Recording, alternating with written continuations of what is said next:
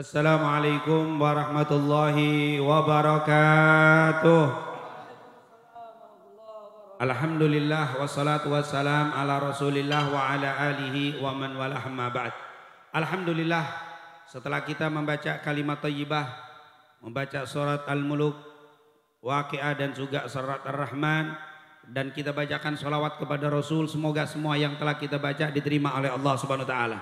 Semoga semuanya yang hadir di tempat ini diampuni oleh Allah Subhanahu wa taala dosa-dosanya, baik yang besar, yang kecil, disengaja, tidak disengaja, atau yang dilakukan di tempat terang-terangan atau di tempat yang tersembunyi. Semoga semua diampuni oleh Allah Subhanahu wa taala. Amin.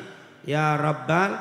Dan juga insya Allah kita semuanya dicatat oleh Allah sebagai orang-orang yang terbebas dari api nerakanya Allah, beruntung dengan mendapat ridho dan surganya Allah. Amin ya Rabbal. Hadirin dan hadirat yang dimuliakan oleh Allah, dulu Nabi ketika berkumpul dengan para sahabat pernah melontarkan pertanyaan yang sering dilontarkan sama Habib Agil. Rasul bilang apa? Maukah kalian masuk surga dan selamat dari api neraka? Itu ditanya sama Rasulullah SAW. Tentunya pertanyaan ini langsung dijawab. Qalu bala ya Rasulullah. Tentu kami mau ya Rasul, supaya selamat dari api nerakanya Allah. Nabi langsung memberikan resep 4. Di dalam hadis yang diriwayatkan oleh Al-Imam Tirmidzi dan Ibnu Majah dari sahabat Abdullah ibn Mas'ud radhiyallahu an. Rasul mengatakan haruma 'alan nar atau hurima 'alan nar. Dikatakan hurim, diharamkan. Hurima 'alan nar kullu hayyin layyin sahlin qaribin minan nas. Amalannya sangat dekat, sangat pendek, enggak panjang. Apa kata Rasulullah SAW? Hurima 'alan nar, diharamkan untuk orang itu masuk ke dalam neraka. Diharamkan neraka menyentuh orang itu kalau dia mempunyai 4 sifat. Kullu hayyinin layyinin sahlin qaribin minan nas. 4. Yang pertama, setiap orang yang hayyin. Hayyin itu artinya tenang. Yang kedua, sahlin, orang yang bikin mudah urusan orang. Yang ketiga, layyin, orang yang lemah lembut ketika bergaul sesamanya. Wa qaribin, dan orang yang dekat, akrab, banyak temen. Qaribin minan nas, didemenin orang, banyak temennya. 4 doang. Hayyin, layyin, sahlin, qarib. Tenang, ngegampangin atau memudahkan urusan orang, lemah lembut, berpenuh kasih sayang, dan cepat akrabnya, banyak temennya. Subhanallah, 4 amalan ini. Coba kita jelaskan, kalau nggak kuat, nggak sampai waktu satu-satu, paling tidak 1 kita bahas sedikit saja dari kalimat kullu hayyinin, orang yang akan diharamkan urima 'alan nar, akan diharamkan dari api nerakanya Allah. Siapa? Yang pertama, kullu hayyin, setiap orang yang tenang. Maksudnya tenang itu bagaimana? Tenang ketika kena musibah. Kalau tenang lagi dapat nikmat, emang pada tenang. Ini pak mukanya pada tenang semua, lagi banyak nikmat kayaknya nih. Ini ibu-ibu pada senyum, tenang lagi banyak apa? Nikmat. Tenang kalau dapat nikmat itu mah hal yang biasa. Tapi tenang ketika kena musibah. Lagi ada masalah. Lagi ada masalah di keluarganya, lagi ada masalah di bisnisnya, ada masalah di urusannya dunia ini, kena musibah dia. Tapi mukanya itu tenang aja begitu. Ini nih yang diharamkan oleh Allah untuk masuk ke dalam api nerakanya Allah. Hurima 'alan nar, diharamkan untuk masuk ke neraka api nerakanya Allah. Ini yang pertama, orang yang tenang. Tentunya kita pengen, kadang-kadang kan kita Masya Allah agak kelojotan dikit, masuk ke majelis mukanya cemberut aja, gelisah aja. Kenapa? Tadi saya masuk kagak disenyumin. Wah, kagak disenyumin aja udah hilang apa? tenangnya ya ini susah nih. Makanya ada resep bagaimana supaya kita bisa tenang ketika kena musibah. Tapi insya Allah jauhkan musibah dari kehidupan kita. Allah jauhkan dari musibah dari rumah tangga kita. Allah jauhkan musibah di dalam bisnis dan usaha kita. Amin. Tapi yang namanya usaha, yang namanya musibah itu pasti ada. Namanya hidup, nggak ada orang yang selalu senang terus. Kadang-kadang sekali waktu ada musibah yang menimpa kita. Bahkan kalau kata orang seniman, ibarat not musik nada, kalau datar aja kagak enak tuh lagunya. Biasanya ada apa? Ada turun naiknya. Kalau kita belajar not balok itu kan naik turun tuh. Ada yang kayak gambar kelapa kayak pramuka tuh naik turun itu kan dulu. Itu turun naik. Dengan turun naik begitu jadi indah. Hidup itu akan indah kalau sekali-sekali kadang-kadang ada kesulitan. Lalu diberikan kemudahan, itu akan lebih nikmat. Karena biasanya orang itu tidak merasakan sebuah nikmat sebelum nikmat itu dicabut atau dikurangi. La ya'rifu qimatas sehat illa sakin. Orang sehat saja nggak merasakan nikmat sehat kecuali sudah sakit. Waktu sakit baru nikmat. Waktu sehat minum air sebotol ngokop kagak napas biasa aja. Tapi ketika sakit bisa minum nikmat. Ya Allah, alhamdulillah kemarin kagak bisa minum tuh baru terasa. Satu sedot begitu aja udah girang banget. Kemarin waktu sehat duduk lompat kedebu, goyang ini panggung, berdiri lompat begitu aja. Sekarang pas mau duduk megangan tembok. Pas udah duduk, alhamdulillah. Bangun dipegangin dulu. Pas tegak, alhamdulillah. Kemarin nggak pernah ngucapin alhamdulillah tuh. Bisa duduk, bisa bangun. Emang nggak bisa ngerasain nikmat sehat kecuali sakit. Sekarang bisa jalan, ya Allah nggak pakai dipegangin udah bersyukur. Padahal kemarin lari lompat sono lompat sini.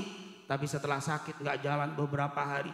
Setelah bisa jalan, ya Allah nikmatnya itu bisa jalan. Padahal selangkah dua langkah doang. Tapi nikmat, kenapa? Karena begitulah terasa nikmat ketika ada musibah. Maka supaya kita menjadi rajulun hayyin, supaya kita menjadi orang yang bisa tenang di dalam menghadapi masalah, ada beberapa perkara yang diingatkan oleh para ulama. Di antaranya yang pertama, Bapak Ibu harus meyakini dengan takdir Allah Subhanahu. Kan kita sering dengar al-imanu antu'mina billah wa malaikatihi wa kutubihi wa rusulihi wal yaumil akhir wa bil qadari khairihi wa syarri. Iman itu iman kepada Allah, malaikat, kitab, rasul, hari kiamat. Antu'mina billah wa malaikatihi wa kutubihi wa rusulihi wal yaumil akhir. Yang terakhir wa bil qadari khairihi wa syarri. Mengimani takdir semua yang terjadi pada diri kita, terjadi pada keluarga kita, terjadi pada bisnis kita, terjadi pada lingkungan kita, bahkan pada alam semesta ini sudah ditentukan oleh Allah Subhanahu. Tidak ada yang bisa menolak takdir. Takdir itu adalah ketentuan Allah, haknya Allah secara mutlak. Maka yang ada kita hanya menerima. Tidak ada seseorang, jangankan jatuh, jangankan keseleo, kesusupan. Tahu kesusupan? Lagi megang kayu, sesuatu kecil, kita pakai mata kagak kelihatan, kacamata gak kelihatan, kaca pembesar, ternyata kelihatan ada apa? Kecil itu apa? Nyabutnya gimana, Bu? Kagak kena-kena. Pakai gigit, pakai apa? Kecil. Apa kata Rasul dari hadis Bukhari? Dari Abu Hurairah, "Man yuridillahu bi khairan yusib minhu hatta syaukah." Siapa yang dikehendaki baik oleh Allah, Allah berikan musibah walaupun sekecil jarum, sekecil duri, susupan yang kena pada dirinya, Allah ingin dengar apa yang dia omongin. Subhanallah. Jadi semua ini sudah takdir dari harus Bapak Ibu ketika kena musibah, ini ketentuan Allah, tidak ada yang menolak, tidak ada yang bisa menolak kecuali kehendak dari Allah Subhanahu wa taala. Yang kedua, ternyata Allah pengen dengar. Allah pengen denger orang ini apa yang diucapkan ketika aku uji dengan duri yang kecil itu, apa yang diucapkan. Ketika dia bilang, ya Allah innalillah, itu innalillah wa inna ilaihi rajiun. Semua musibah mengucapinya inna alladzina idza asabathum musibah qalu inna lillahi wa inna ulaika alaihim salawatum min rabbihim wa rahmah wa ulaika humul muhtadun. Umar bin Khattab ketika duduk bersama Nabi, tiba-tiba lampu mati. Rasulullah bilang inna lillahi wa inna ilaihi rajiun. Umar bin Khattab kaget, ya Rasulullah mati lampu ngucapin inna lillah. Semua yang bentuknya musibah sekecil apapun ucapkan inna lillahi. Tapi memang kebiasaan kita menyebutin inna lillah cuman waktu meninggal. Makanya kalau jamaah, kok ibu gak kelihatan? Oh ibu itu lagi puyeng Ustaz. Innalillahi wa inna ilaihi rajiun. Kaget, innalillah, nggak meninggal saat, cuman apa? Puyeng, ya puyeng juga innalillahi. Kan cuman kita karena nggak terbiasa, jadi kita takut nyebutin innalillah. Kenapa? Karena khawatir kita disangkain doain mati lagi. Padahal emang begitu. Apa kata Allah lewat hadis Abu Hurairah dalam Bukhari? Allah ingin mendengar apa yang diucapkannya. Dia bersabar. Itulah orang bisa tenang kalau yakin dengan takdir Allah. Tapi kalau tidak yakin dengan takdir Allah, nih panitia sih naruh kayu sembarangan, jauh susu pandai tuh, wah jadi ngamuk ke sono kemari. Yang hadir bukan cuman ibu doang, yang hadir bukan satu bapak, ini ada puluhan, ada ratusan orang hadir kagak ada yang kesusupan, cuman bapak doang. Emang takdirnya bapak kena, orang lain kagak kena. Kita harus mikirnya takdir, itu yang pertama. Kalau bapak ibu yakin dengan takdir Allah, maka bapak ibu akan tenang, menjadi kullu hayyin, akan menjadi jiwa yang tenang. Yang kedua, ternyata Rasul Shallallahu Alaihi Wasallam mengajarkan kepada kita untuk selalu melihat posisi atau sisi yang baik dari setiap musibah. Setiap musibah jangan nyari buruknya, tapi nyari baiknya. Udah jadi kata-kata di lingkungan kita. Ada jamaah naik motor menuju ke sini jatuh, lecet kakinya. Terus bagaimana? Motor sih aman, untung cuman lecet. Motornya apa? Aman. Tuh sisi untung tuh harus kita lihat. Sisi baik. Tapi dia jatuh, motornya hancur.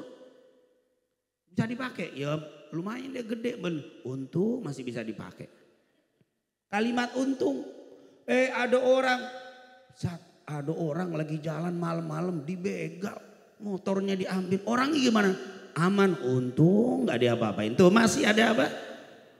Itu coba, itu tradisi ucapan yang sering kita ucapkan sebenarnya dari Nabi.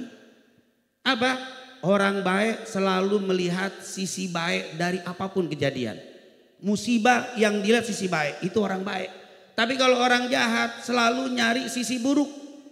Orang yang buruk selalu nyari sisi buruk. Di majelis taklim nyari kekurangan majelis taklim. Dengar ustadz cari kekurangan ustadz. Majelis taklim ustadzah dicari kekurangan ustadzah. Tapi kalau orang baik selalu nyari sisi baik. Ustadz saya ngaji kemarin, gurunya pinter sih pinter, cuman adabnya nggak bagus. Nggak usah mikirin adab, lihat aja ilmunya tuh. Tapi saya kemarin ngaji sama ustadzah, ilmunya nggak bisa sama sekali, nggak, dalilnya salah ke sono kemari, kagak ketemu dalil sama terjemah, lafadz sama udah nggak ada temunya, bodoh. Tapi akhlaknya bagus, udah liatin akhlaknya aja udah. Lihat sisi baik, jangan berhenti dari taklim itu. Ustaz, tapi saya hadir ke majelis taklim itu, akhlaknya nggak bagus, ilmunya nggak bagus. Nggak tahu nih guru di mana itu. Insya Allah sih kagak ada guru, nggak ada ilmu, nggak ada akhlak. Kalau ada ilmunya ada, akhlak kurang mungkin ada. Atau ilmu kurang tapi akhlak bagus. Kali kejadian nggak tahu di negeri mana. Saya ngaji Ustaz, gurunya kagak ada, ilmu kagak ada, akhlak kagak ada. Ya udah, kamu jadi pelajaran. Nanti insya Allah kalau saya jadi guru semoga nggak kayak dia. Paling ngambil sisi baik. Nggak ada sisi buruk kalau kita orang yang baik, kata Nabi, selalu melihat kejadian itu sisi baik. Dan ini alhamdulillah sudah menjadi tradisi kita. Selalu ada kalimat untung. Jatuh ke seleo untung nggak kepala duluan. Kaki doang. Jadi kakinya apa? Semper begitu. Untung aja. Masih untung semuanya. Tiba-tiba habis ngaji dompetnya hilang. Dompetnya hilang. Terus hilang saat ketemu di depan, duitnya udah habis. Dompetnya balik. Untung masih balik. Masih ada KTP aman. Kalau enggak ribet ngurusin ke kelurahan lagi. Pokoknya ambil sisi baik, maka ibu bapak akan tenang dalam menghadapi musibah. Apapun musibah, sakit. Oh mungkin Allah nyuruh kita istirahat dulu. Saya kalau nggak sakit nggak istirahat nih, udahlah Allah bikin sakit mungkin supaya saya istirahat. Begitu, ngambil sisi baik, maka ibu bapak hidup ini akan hayyin, akan tenang hidup ini.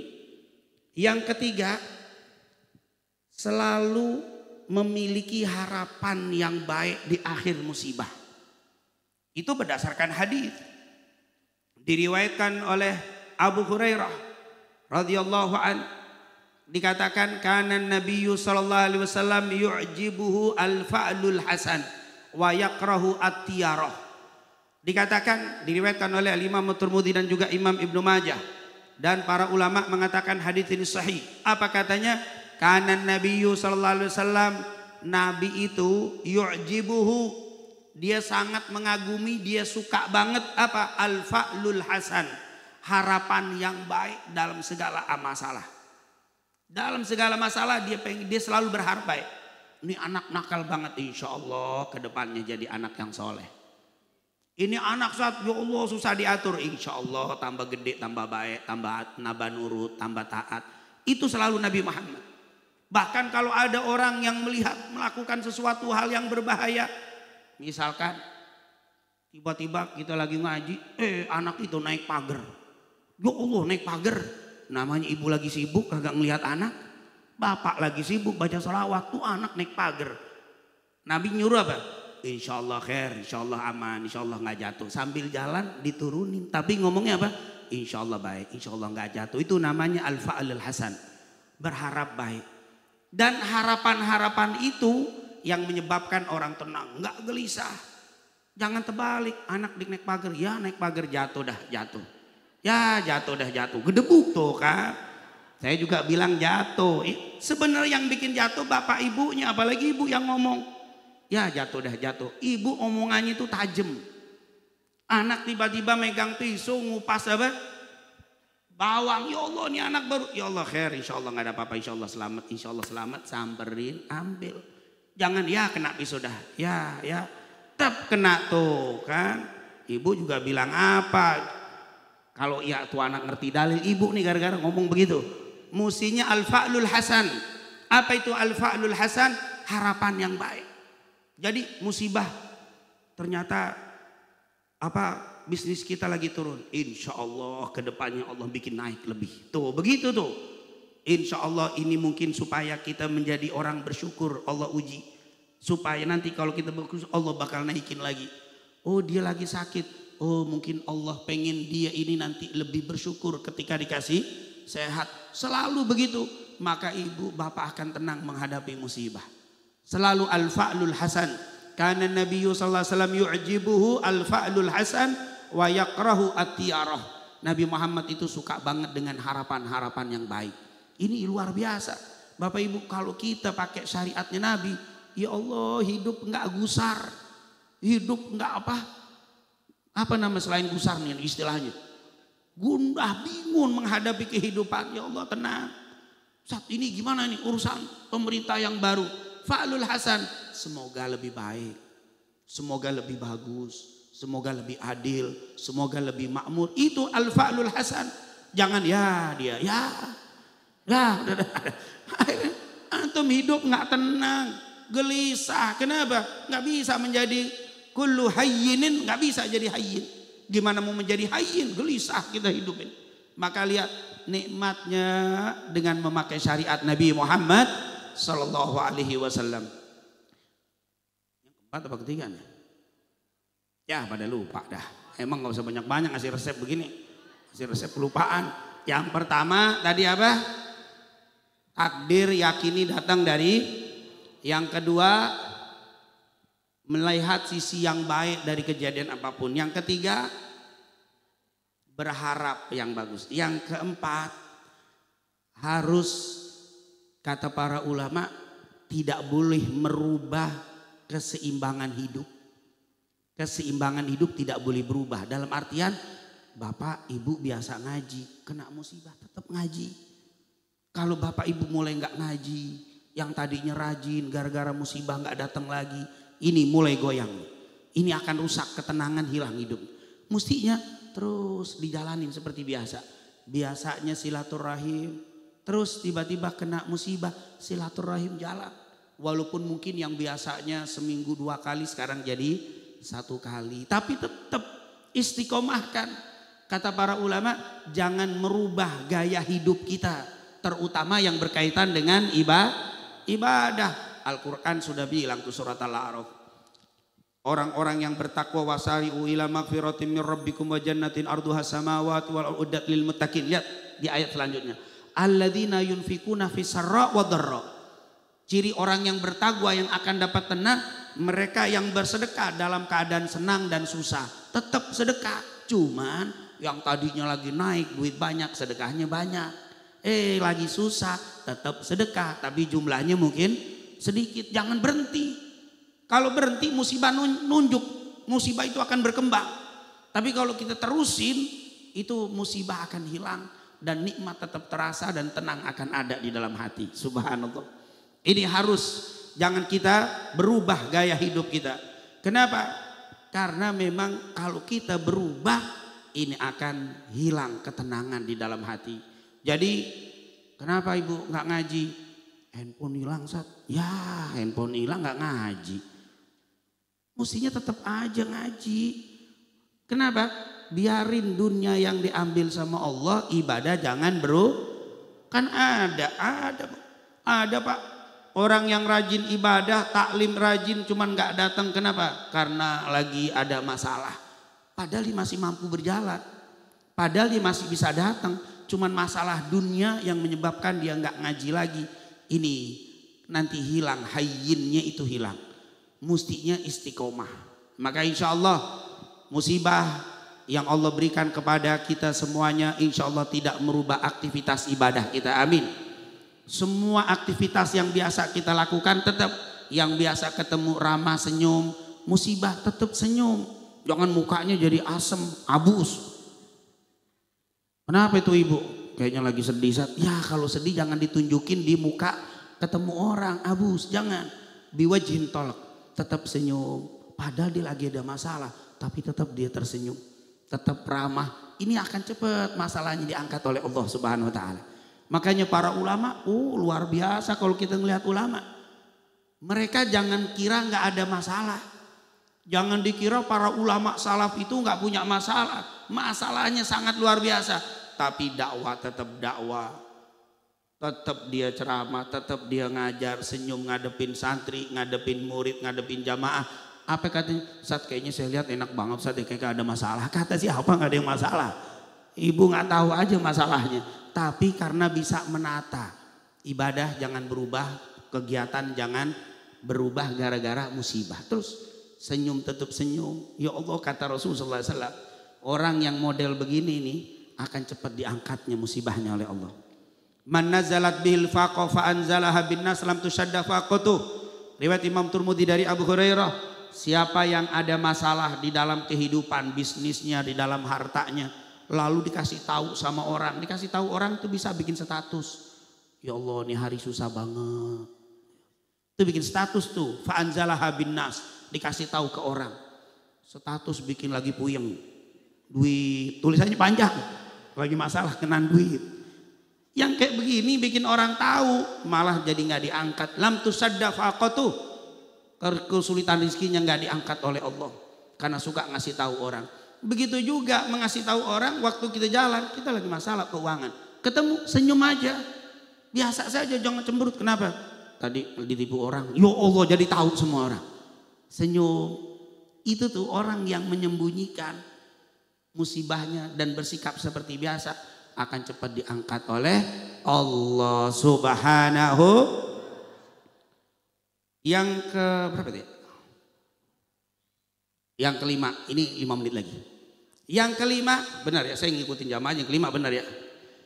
Ketahuilah, tidak ada musibah yang kekal. Harus orang Islam harus meyakini tidak ada musibah yang kekal. Bahkan musibah itu hanya dikasih sedikit oleh Allah. Allah lebih banyak ngasih kesenangan daripada kesulitan. Allah lebih banyak ngasih sehat daripada sakit.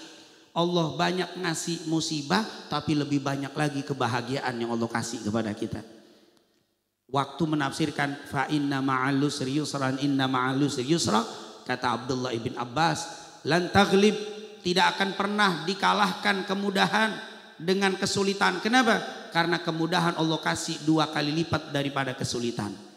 Di situ kalau kita baca tafsirnya al usri dan yusran, itu intinya Allah ulang kesulitan sekali, Allah ulang kemudahan 2 kali. Tidak akan pernah kesulitan mengalahkan 2 kemudahan. Artinya apa? Orang itu lebih banyak dikasih senangnya daripada susahnya. Orang lebih banyak dikasih bahagia daripada sedih. Cuman kadang-kadang kita kurang bersyukur. Hidup kok banyak susahnya daripada senangnya. Yang kayak begini kurang bersyukur nih.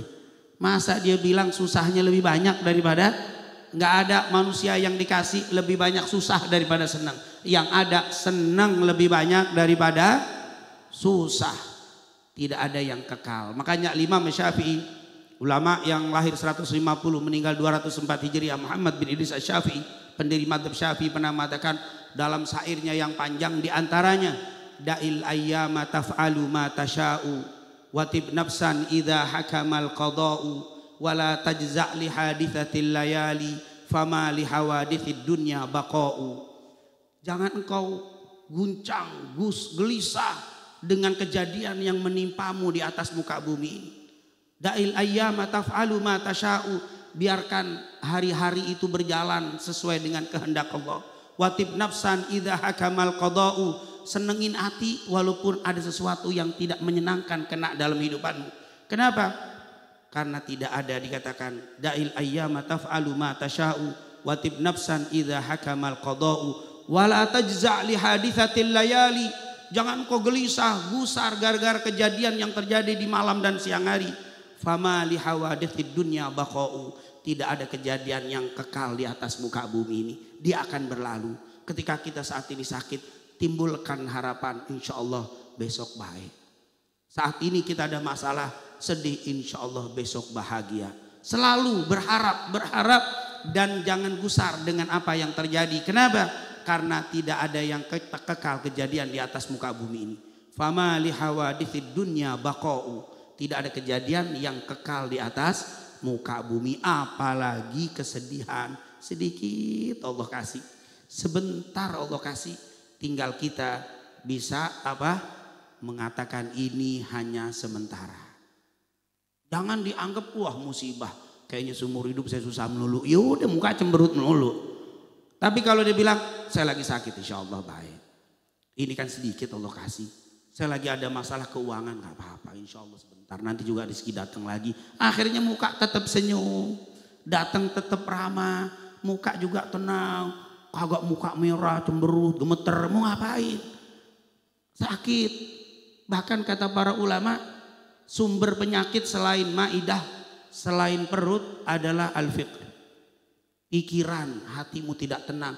Makanya nanti ayat alladzina amanu wa tatma'innu qulubuhum bidzikrillah, ala bidzikrillah tatma'innul qulub. Dengan berzikir kepada Allah hatimu tenang. Maaf, kata zikir itu bisa subhanallah, subhanallah, tapi berpikir ini kan datangnya dari Allah. Allah kan sayang sama kita melebihi sayangnya seorang ibu kepada anaknya. Kalau ibu tidak mau bikin anaknya susah, masa Allah mau bikin kita susah? Berarti ada apa di belakang musibah? Itu yang harus kita pikirin. Maka hidup ini menjadi hayyin, menjadi apa? tenang, menjadi nikmat hidup ini. Subhanallah. Dan yang terakhir sebagai penutup, karena waktu juga sudah habis dan saya tahu kebanyakan apalagi yang model taklim kayak Imam Bukhari. Kalau Imam Bukhari itu kalau belajar nggak pernah nulis, karena setiap yang disampaikan apal ngelotok sampai 10 tahun yang akan datang. Kalau kelas-kelas Imam Bukhari, namanya agak, makanya saya nggak terlalu panjang. Sebagai penutup, apa itu? Berharaplah sesuatu lebih baik setelah kejadian musibah tadi. Kenapa? Karena sudah kita pahamkan tadi, musibah itu adalah ujian. Namanya ujian pasti naik kelas, pasti naik martabat. Saya dikasih ujian, kalau saya bisa menjalankan ini dengan baik, dengan cara tadi, takdir dan sabar seterusnya, maka insya Allah akan menjadi lebih baik lagi. Ini harus diyakini. Setelah musibah ini saya yakin ada yang lebih baik. Ini bikin kita tenang. Ya Allah, kita pernah Rubatnul Fajri sempat apa? Terbakar, orang sabar. Kita senyum aja, insya Allah lebih baik lagi. Insya Allah ada yang lebih baik dari ini. Allah akan kasih lebih baik daripada musibah ini. Pasti di belakang musibah ada kebaikan yang lebih yang Allah kasih. Subhanallah, harus begitu. Jadi hidup tenang saja, nggak usah terlalu apa? Bingung kita menghadapi musibah, selama musibah itu musibah dunia. Dan tentunya sebenarnya masih ada lagi nih, tapi udah maghrib ya. Abir, Abir masih ada satu lagi, boleh ya? Yang ke-8, ke-7 atau 8 tuh? Oh nggak tahu dah, udah kebanyakan. Yang terakhir apa itu? Yang ke-6 ya. Yang terakhir yaitu ketika ada musibah, kita harus meyakini bahwa musibah itu sebagai tanda sayangnya Allah, sebagai tanda kasih sayangnya Allah. Setiap musibah itu menggugurkan dosa, meninggikan derajat. Subhanallah. Kata Nabi, banyak hamba-hambaku yang aku cintai, aku ingin angkat derajatnya sampai di derajat ini, tapi ibadahnya kurang. Akhir saya kasih musibah, biar dengan musibah yang dijalankan dengan kesabaran, derajatnya aku naikkan. Subhanallah. Insya Allah Allah jaga kita semuanya, keluarga kita, saudara-saudara kita, kerabat kita, usaha kita, bisnis kita, semua diberikan kelancaran oleh Allah Subhanahu wa ta'ala. Tapi kalau ada di antara kita yang sedang kena ujian, yang sedang kena musibah, semoga bisa ditanggapi dengan senyum, semoga bisa ditanggapi dengan tenang, semoga bisa ditanggapi dengan keyakinan yang tinggi. Insya Allah Allah akan datangkan yang lebih baik daripada yang sebelum kena musibah. Amin, amin ya rabbal. Qala an-nabiy sallallahu alaihi wa alihi wasallam, afdalu ma qultu ana wa nabiyyuna min qabli, la ilaha illallah.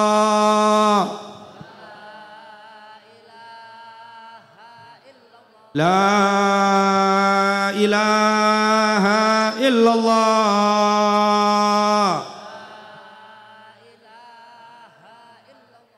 La ilaha illallah.